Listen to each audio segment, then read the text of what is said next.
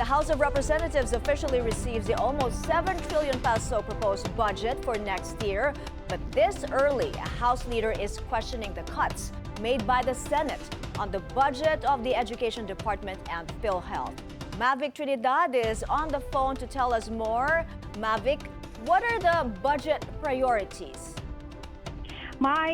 Just like what the budget secretary did in Malacanang 2 days ago, Secretary Amena Pangandaman herself officially delivered the National Expenditure Program here at the House of Representatives. The 2026 National Expenditure Program, which outlines the proposed 6.79 trillion pesos budget, is anchored on a so-called Agenda for Prosperity. The ceremonial turnover witnessed by staffs and officials from Malacanang and House of Representatives headed by House Speaker Martin Romualdez, Majority Leader Sandro Marcos, House Committee on Appropriations Chair Micaela Angela Swansing, House Deputy Speaker J.J. Suarez, and Minority Leader Marcelino Libanan. While with Secretary Pangandaman or Undersecretaries Adrian Bersamin, Yusek Rolando Toledo, Yusek Janet Abuel, and Assistant Secretary Mary Ann de la Vega of Department of Budget and Management. In the presentation, Budget Secretary said the NEP prioritizes social services, particularly education, in line with the directives of President Bongbong Marcos.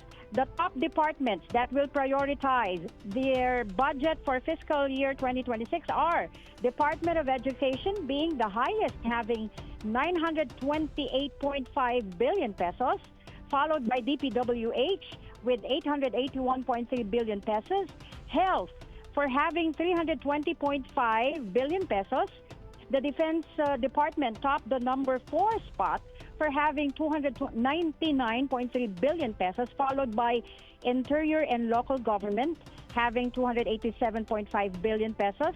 For agriculture, the proposed budget for 2026 for agriculture is 239.2 billion pesos.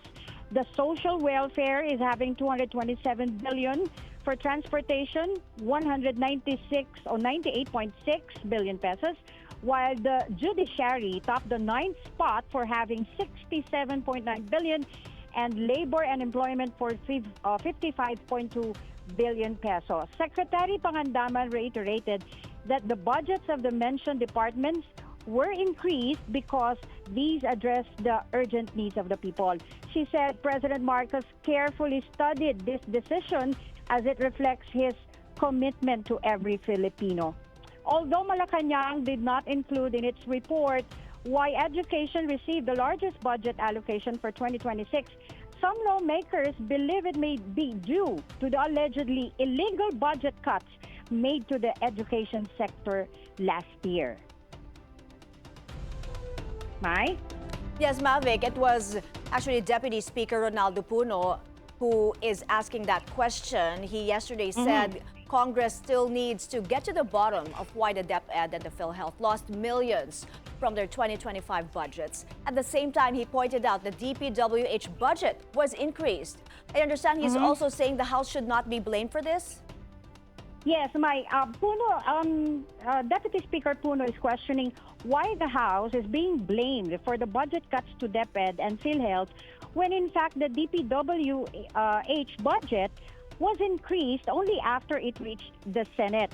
It seems Mai, that House Speaker, Deputy Speaker Puno was somewhat frustrated yesterday when he made this statement due to the insistence of some that Congress is to blame for the Congress for the changes in the department budgets. According to him, when Congress submitted the approved budget to the Senate for the bicameral conference last year, the budgets for the Department of Education and the PhilHealth Trust Fund were still intact. However, after the BICAM approval, they were surprised to find that the budgets for DepEd and the Trust Fund of the PhilHealth had been reduced, while the budget for the Department of Public Works and Highways increased by several billion pesos.